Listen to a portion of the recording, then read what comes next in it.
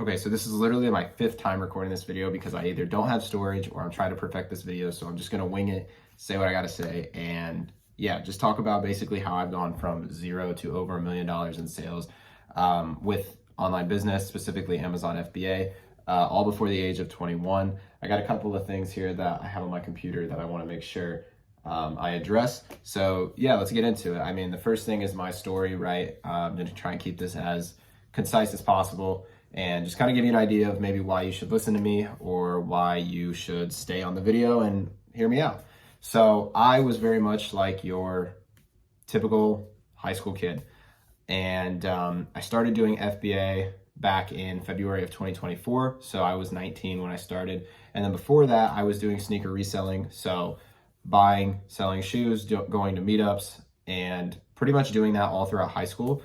During that time, I was also working part-time jobs. So, like Target, my local YMCA, and I worked in food as my first job. Absolutely hated it. So got put onto reselling from one of my buddy's dad.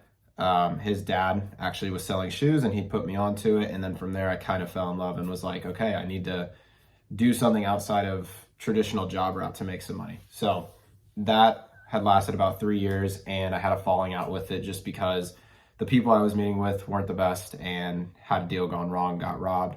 But that opportunity allowed me to, or not opportunity, but that moment allowed me to branch into other opportunities.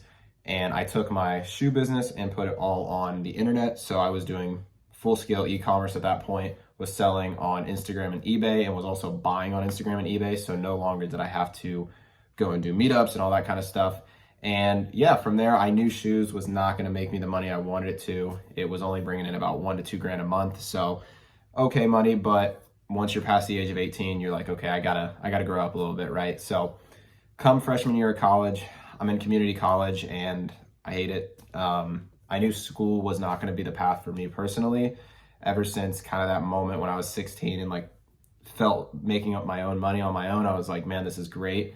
And I just wanted to continue doing that for as long as possible. So around February, like I said, of 2024 was when I started getting into Amazon, was watching videos and literally just studying as much as I could every single day, not taking a day off and doing everything I could to get better and understand more about what this thing is. Before this, I was literally trying everything under the sun, agency, drop shipping, like anything you could imagine, right? Like freelancing, copywriting, anything. And I was always really invested in the internet money space. Like I knew I wanted kind of like the lifestyle and the freedom and all that kind of stuff and the benefits that comes with it. So I always looked at every business model I started very seriously. Amazon just resonated with me a little bit more because of my background, I think. And yeah, I got my first sale March 31st and then bought Flips for Miles course. So Miles, if you're watching this, you're the man. And bought his course back in April, right? And really from there, the biggest thing that he was telling me at the time was to just post yourself everywhere. Do not be afraid of what other people are going to think. And here we are. So that's a little bit about me. I literally am no different from probably the person watching this video. Again, I started FBA when I was 19, but I started doing this whole entrepreneurship thing when I was 16.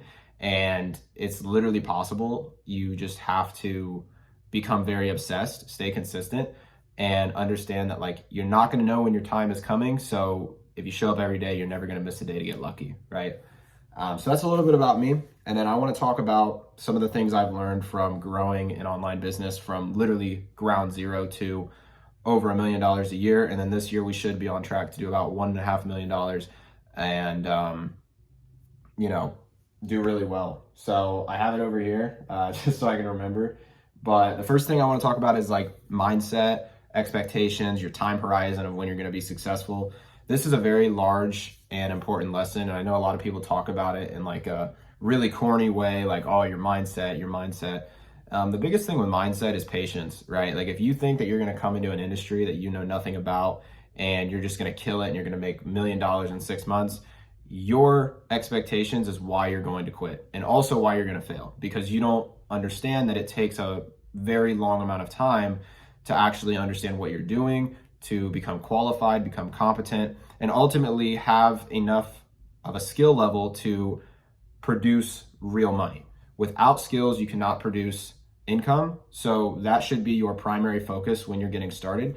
You should never focus on how much can I make from this? Oh, my job is better than this. If you have that kind of attitude, you aren't going to make it, plain and simple. And I think that's a big issue that a lot of people come into internet money with, is they think that it's going to be like a job where you get started and you start getting paid same day.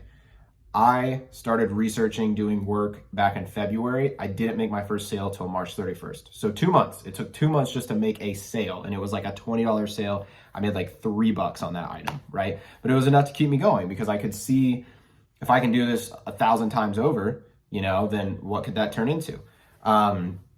So you have to have the patience, persistence, and the willingness to learn before you earn, basically. And your expectations is very important too, because as you grow as a seller, you're also going to, it's always going to be a battle you battle with, right? It's always going to be a thought you battle with. Expectations are very important, because you don't want to be too overconfident to where you're going to fall short every time of your goals, because repetition in the mind is a very powerful thing. And, so is belief, but you certainly want to be in a good middle ground. You want to be humble enough to where you can set realistic expectations and good goals for yourself. And then at that same time, be ambitious enough to not fall short of, not set them too high to fall short. You get what I'm saying? And this literally never goes away, right? You're going to be a beginner thinking that you can make, again, like $1 million in 6 months, and you realize it's not going to happen. You can be a seller for 5 years and think that you guys are going to do 10 million or something crazy, and it doesn't happen. Expectations is extremely, extremely important, because it ultimately sets the goalpost, and it's going to control how you act on getting to that goalpost. It's basically going to control everything that involves the work to get to where you want to go. So have realistic expectations. Do not rush the process, because it literally cannot be rushed. And give yourself time. That's a huge differentiator between guys who are killing it and guys who aren't, is that some have been in the game longer, and because of that, they are just simply going to be better, right? Very hard to compare yourself to a seller who's been selling for 10 years when you're on year 2. I got to remind myself that all the time. So that's definitely a huge thing. And posting yourself on social media is the last point I want to make about sort of this mindset and what you need to do outside of the tangible things in running a business. You have to post yourself. I know people want to be in the shadows and be afraid of people when they're trying to build and all this kind of stuff, but people being able to see that you are a real person who is going through legitimate struggles and who has a lack of knowledge and does not know it all is going to make people want to talk to you, resonate with you, connect with you. Nobody wants to connect to somebody that they feel afraid of, or nobody wants to connect to somebody that they feel isn't even qualified to be speaking to. You should be documenting your journey from day one. I'm so happy I did. And that is one thing that I'm happy I literally did since the beginning, and wouldn't trade that for anything. I wish I actually started documenting on here, TikTok, Instagram, everywhere else. I was a little afraid, because I was like, oh, what are my hometown people going to think of me? But at the end of the day, nobody really cares as much as you think they do. Everyone's got their own problems, and everyone's trying to do their own thing in life. So you should be as open-minded to doing this as possible. I personally love it because I like sharing my thoughts, and that's why I'm making this video as well, because I want to give you some insight as somebody who literally was, if you're watching this as a beginner, so the storage cut out, just like I was saying it would, but freed it up. So yeah, even if you're a beginner, intermediate, I just want to share kind of the flip side of where you could be, and give you an idea that, hey, it's very possible. You just have to put yourself out there, and you get to make a lot of great friendships out of this stuff too. I've met some really good guys who you're probably not going to meet in your day-to-day, right? Because they're not worried about making money. They're worried about hitting the bars or just doing stuff that most other people do. So you should totally put yourself out there and make a name for yourself, right? It's never going to hurt you. I want to talk about also in this business specifically, if you are an Amazon seller watching this, some things and some tips and tricks that I can recommend to you. And the first thing, if you're a beginner, is really focus on building your skills. This is the most important thing by far, because you don't get paid if you are shit. That's just how it works. And this game is built on knowledge. You buy based on data. You make decisions on data. You do everything on data. And the more things that you can know and grasp in the beginning, And the more you sharpen your tools as you progress as a seller, the better it's going to be for you. Even when you start hiring your first employee, even when you start selling your first 10K a month, or just whatever it may be, you need to be able to just get as much information and go through as much stuff as possible. Failure is never failure if you just continue to learn from it. Because honestly, winning doesn't even feel as sweet as failing 1,000 times and then finally getting over the hump. And that's just the truth. So yeah, always be sharpening your tools. And I think that's really all I can give you guys for that one. I mean, like, build your skill set, right? Don't focus so much on, let me make this, let me make that. Like, let me fix this, let me help this person, let me do this, and then I will get paid. Or if I don't get paid, now at least I know a little bit more about something I didn't know in the past, right? You should never be always, like, you're always going to be selfish to a degree, but you should never be selfishly inclined to the point of where you can't see past the financial gain of something. You should shift your focus from, I need to do this for financial gain, to, I want to do this because I genuinely want to get better. And that's how that obsession really starts to become a thing of light. So next I want to talk about is scaling, delegation, outsourcing. When is the right time to do that? When are you ready for that? What does that process look like? I outsourced, the very first thing I outsourced was prep. Definitely a huge thumbs up for that. You should totally get that outsourced, because I hated prep, but not only did I hate prep, it was taking up so much time. I was literally spending like a day or two in a freezing cold garage. I had my girlfriend help prep with me, and yeah, we would just hustle it out, you know what I mean? But as you grow and as you realize that's not the way to grow a sustainable business, right? You're either gonna need to outsource it to a prep center or hire employees, get your own warehouse, that type of thing. And I wanna be as remote as possible with doing a business like this, and that would not allow me to do so. So I had to go the prep center route. I've actually made some pretty good friendships out of the prep centers that I've worked with. And, I think working with them is an amazing opportunity. So I cannot recommend that enough. That is something that you can do as soon as possible, or you can wait on it. I waited a little too long. I was selling about 30 grand a month before I even did that. But truthfully, everything that you want to outsource does not need to be outsourced today. And that's a big issue that a lot of people have, is everyone thinks they need a sourcing VA because they need more eyeballs on the charts. No, you don't, because you probably don't even know how to source that well yourself. And that's just coming from somebody who literally did this and made that mistake, who I then took that VA and made them into an admin VA to place my orders, do all my back end work, and actually give me more time to go find stuff. And that's when my business really exploded. And that's a huge issue that people fall into, is that they think an unqualified employee is going to be able to produce outputs for them, even though that employee does not know the stuff that you know, right? And all hiring is just passing and giving knowledge to another person so that they can then spend the time that you don't no longer have to spend on said task. That's all hiring is. And as you become more of a CEO, as you become more of an actual business owner and not just a one-man show, you really start gaining the skill of time management across not only yourself, but everyone else, right? Like, you want to make sure that your time is being utilized as efficiently as possible, but so is your team. Like, if your team is spending time on menial tasks, you need to find higher leverage tasks to give them, or same thing for you. And you need to hire somebody, you need to train them. And it's a long process. It's not easy. It's not as simple as, let me go hire a VA on online jobs and they're going to run my entire back end and do all my product sourcing for me. It doesn't work like that. And that's why I said in the beginning, sharpen your tools first, because then you'll know how to train, teach, and have somebody run your business for you.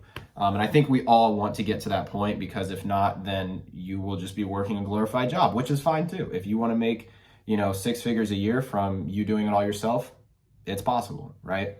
But that's not what I want. I want a business that I can then spend as little time as possible to then build other cool things, make cool content like this, and just ultimately live my life. I think that's what everybody here is trying to do. So that's my biggest pieces of advice on outsourcing, delegation, and the way to think about it. And to wrap this video up, because I don't want to make this into a podcast, just want to give some of my personal thoughts of what I'm going to be doing in the future, some goals, plans that I have, personal takeaways, and overall, just how does it feel to, I guess, be where I used to look up to people when I first started. And although it feels great, you don't feel it because you've worked immensely hard for so long that it really was just a matter of time before you get to where you wanted to be. And now that you're here, your levels of responsibility and focus are just much different, right? Like before, I would be focused on, let me just source for 4 hours a day and figure out how to make this product good. Now it's more of like, let me figure out how to lead this team to doing multiple 7 figures a year, right? And leading a team, not just myself, making sure everybody is accounted for and everybody's okay and everybody's doing what they're supposed to do. So the priorities shift, but it feels great. Feels great to know that I did this before 21, which is something I never imagined I would have been able to do, to be honest. But again, because I had very low expectations, not because I didn't believe in myself, but because you really don't know the full scope of what's possible until you just start putting yourself out there, doing the work that you need to do every day, and just showing up so that you never miss a chance to get lucky. So it feels great, but there's totally more to do.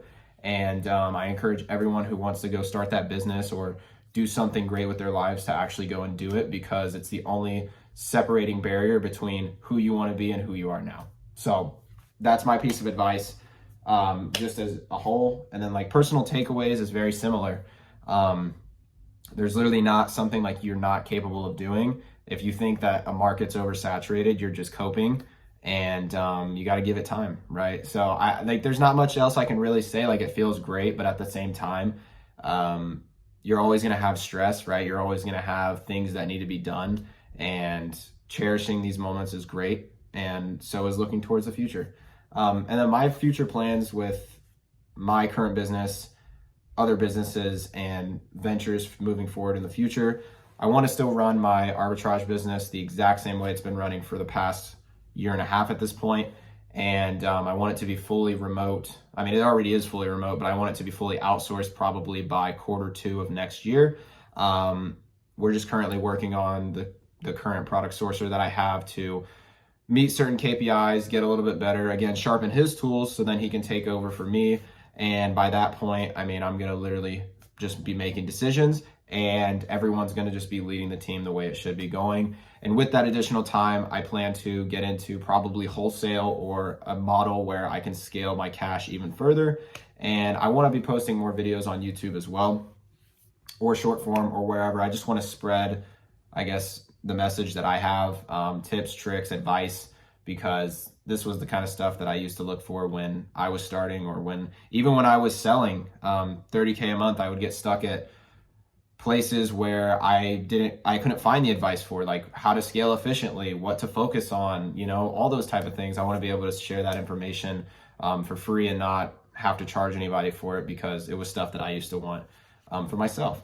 So that would be kind of where I want to go. And then also like live a little bit more. I feel like I've been kind of a hermit these past couple years. I mean, ever since I started selling shoes, I've been very much focused on, making sure that like my financial situation is intact and is well. So next year, I really want to start kind of living life a little bit more, making more friends through the use of social media and stuff like that, and getting connected to more people, getting some hobbies. So yeah, overall, just very excited for 2026, but we got to get over Q4 as well. And I'm very excited for what this will bring. So just wanted to make this video, and I hope everybody here who was watching it really enjoyed it. Try to not make it a podcast, and also because my storage is about to run out. So I'll catch you guys in the next video. Thanks for watching. Peace out.